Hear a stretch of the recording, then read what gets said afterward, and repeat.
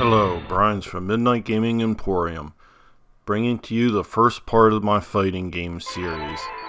And in this, I am going to be talking about one of the worst fighting game series ever made, World Heroes.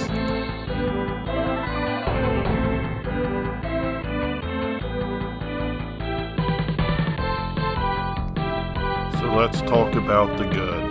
The graphics are generally okay.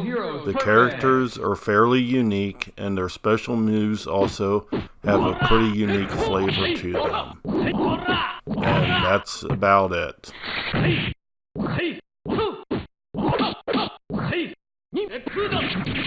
And now for the bad. The two main characters are just rip-offs of Ryu and Ken from Street Fighter. Overall, wow, it's just a major letdown. It just is bad. The characters are all very unbalanced. The bosses especially are unbalanced. Basically, you can watch any stream on YouTube and everyone just plays the game using one character, which seems to be the only one that can actually finish the game consistently.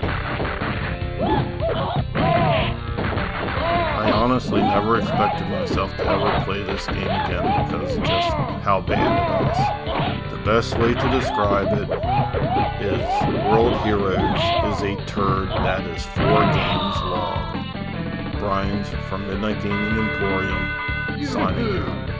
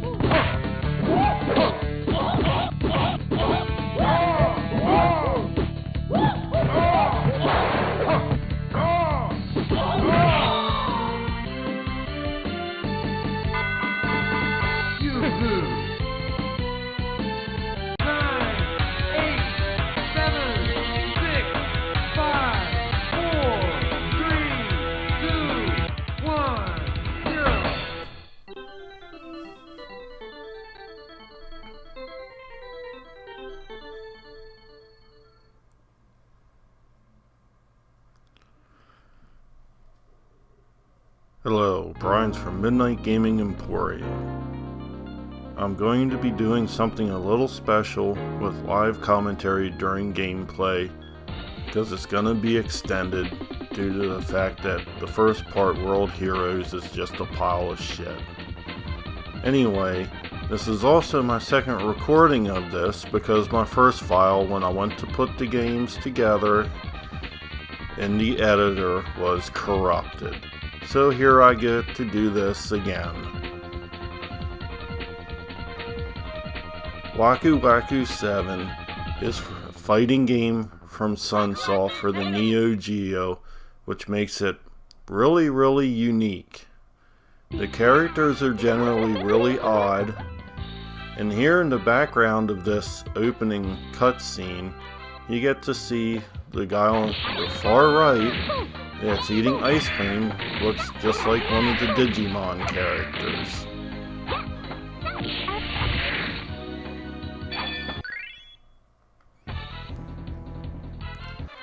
I'm going to try to move this along pretty good. Each one of the characters are really different. I got this for the MVS a long time ago. I'm actually really shocked the game actually came out on ports on other systems because it wasn't really widely liked, although it did have like a little cult following because of its unique design.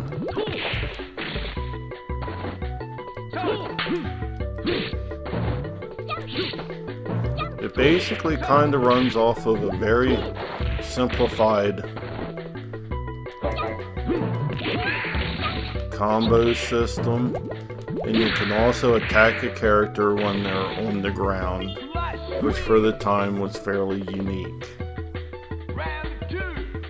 It's not a very complicated fighting game. It can be considered more of a button masher than an actual game that requires any actual input skill at playing.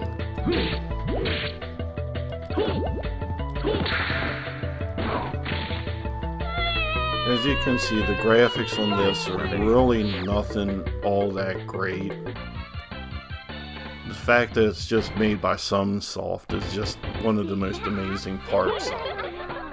And there's the Digimon kid again. Round one, fight!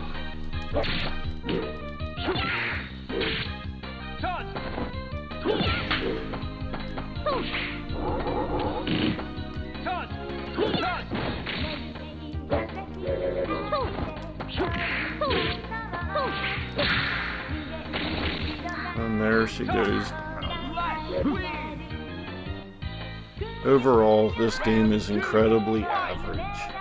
And while I'm doing this, I'm just going to talk about some of the other stuff I'm going to be working on. Like, I'm getting to the point where I'm going to start talking about game series on it, like Metal Slug, King of Fighters, Samurai Showdown,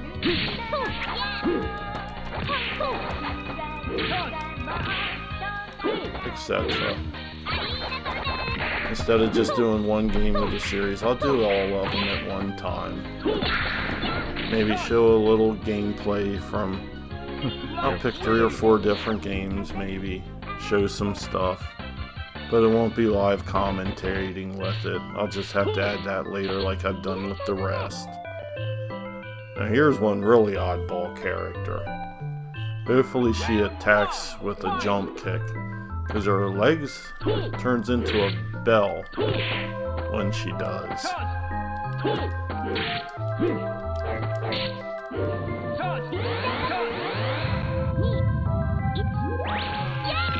Wow, holy crap.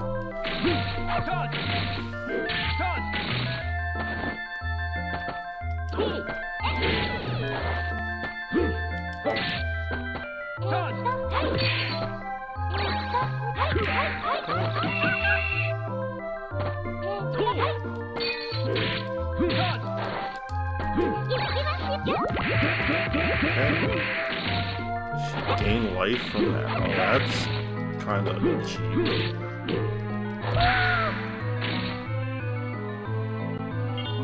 Oh well. Can't really say anything about cheap because I am using a guy with a sword. Like I said before, nothing really special about this.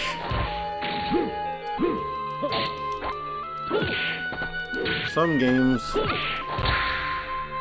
that came out on the Neo Geo I just won't be able to do. Like SNK vs. Capcom Chaos. It's a pretty good fighting game, but I won't be showing it even though I do still own my AES card of it. I just won't be playing it because I'll be blunt, I could never, if something happens to it, I could never afford to replace it. Along with like all the Metal Slug games and stuff that I still own. I'll never be able to replace them, so I'll just be like playing the stuff on the Switch.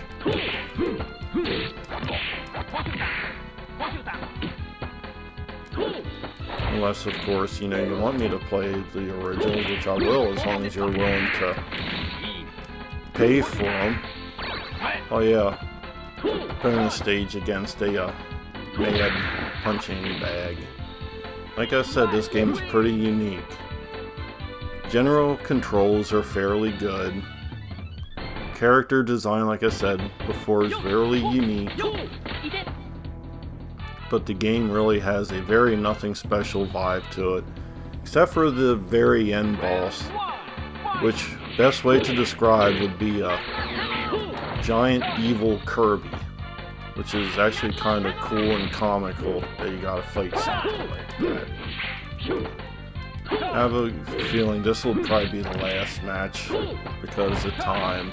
I want to try to keep my videos for this at about 10 minutes or maybe a little less. So I'm pretty sure I'm pretty close to that 10-minute time. Once I finish off this game, or this round, I'll be ending it.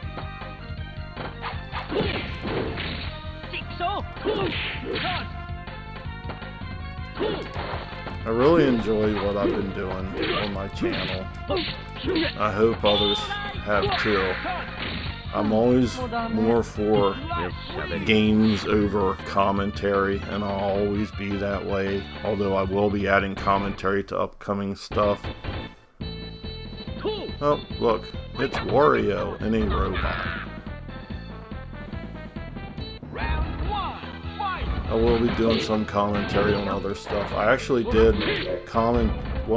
tried commentary on the shoot 'em up that I just did for Z-Blade, but that ended up being literally 30 minutes of incoherent sentences and swearing, so I decided to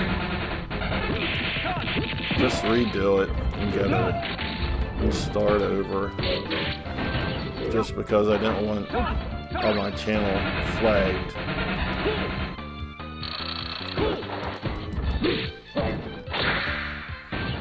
For endless swearing. So I'm gonna end this right here. Brian's from Midnight Gaming Emporium, signing out.